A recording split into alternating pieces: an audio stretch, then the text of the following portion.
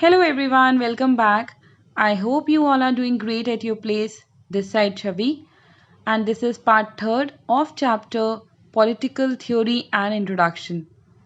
In this, we will cover the last topic, but before I start, again I request you all to like, share and subscribe this channel.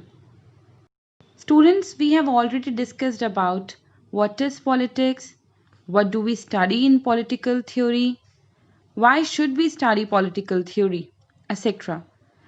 Now, in this, we will learn about putting political theory in practice.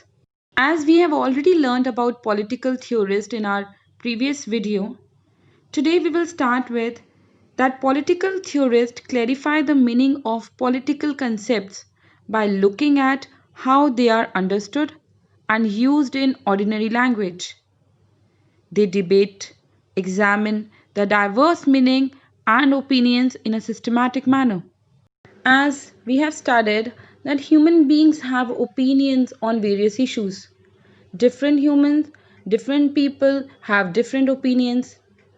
So let us begin with our common experience of equality in different places. You may have noticed that people often jump the queue in shops or doctors' waiting room or government offices. Sometimes those who do so are told to get back in line and we feel glad. Sometimes they get ahead and we feel cheated. We resent this because we all want equal opportunity to get goods and services for which we are paying.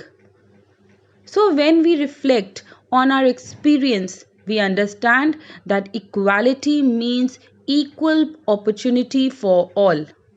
At the same time, if there are separate counters for the old and disabled, we understand that special treatment may be justified. With this example, you can easily understand that first of all, we started with what it equality meant for ourselves, and later we proceeded to consider others, like the senior citizens. We discover many layers of meaning.